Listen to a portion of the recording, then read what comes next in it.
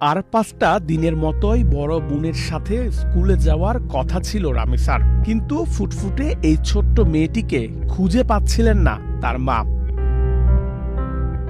সময় গড়ায় আর উৎকণ্ঠা বাড়ে। ঘরের ভেতর, বারান্দা, সিঁড়ি সব জায়গায় খোঁজা শুরু হয়। পরে ভবনের অন্য বাসিন্দারাও যোগ দেন সেই খোঁজে। এক পর্যায়ে ভবনের 3য় তলায় নিজেদের ফ্ল্যাটের উল্টো পাশের দরজার সামনে পাওয়া যায় ছোট্ট রামিসার ব্যবহৃত স্যান্ডেল। তখনই সন্দেহ আরো ঘনীভূত হয়। ভেতরে থাকা লোকজনকে দরজা খুলতে বলা হলেও দীর্ঘ সময় কোনো সাড়া পাওয়া যাচ্ছিল না। পরে প্রতিবেশীদের নিয়ে দরজা ভেঙে ফ্ল্যাটে ঢোকেন তারা। এরপরই সামনে আসে ভয়ঙ্কর এক দৃশ্য। ফ্ল্যাটের বাসিন্দা সোহেল রানার কক্ষের চারিদিকে রক্ত ছড়িয়ে ছিটিয়ে আছে। রক্তের উৎস খুঁজতে গিয়ে দেখা যায় খাটের নিচে থেকে মাথা ছাড়া একটা ছোট্ট মেয়ের লাশ অসহায়ভাবে পড়ে আছে। তবে রামিসার শরীর পেলেও কাটা মাথা তখনও খুঁজে পাওয়া যাচ্ছিল না। তারপর ছোট্ট রামিসার মাথা খুঁজতে রুমের চারিদিকে তল্লাশি চালানো হয়। রুমে না পেয়ে এরপর যায় বাথরুমে। সেখানেই রক্তে ভেজা রামিসার কাটা মাথা পাওয়া যায়। গত 19 মে মঙ্গলবার সকাল 10:30টার দিকে রাজধানীর পল্লবী এলাকায় এ ঘটনা ঘটে। নিহত রামিসা পপুলার স্কুলের 2য় শ্রেণীর শিক্ষার্থী ছিলেন।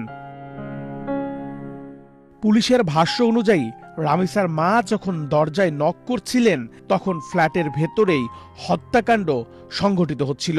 মূল আসামি জাকিরকে পালানোর সুযোগ করে দিতেই স্বপ্না দীর্ঘ সময় দরজা খোলেননি।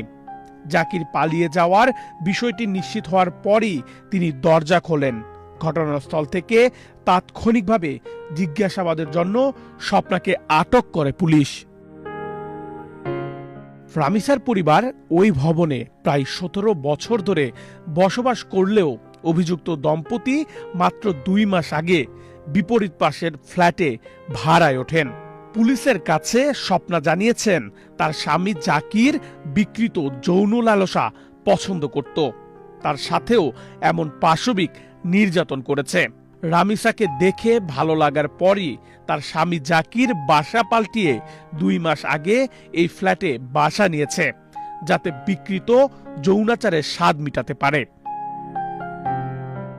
জাকিরের স্ত্রী স্বপ্নার ভাষ্যমতে ছোট রামিসাকে টেনে হিচড়ে রুমে আনার পর তার স্বামী রামিসাকে ধর্ষণ করার চেষ্টা চালায়। এতে রামিসা ছোট হওয়ায় তার রক্তক্ষরণ শুরু হয়।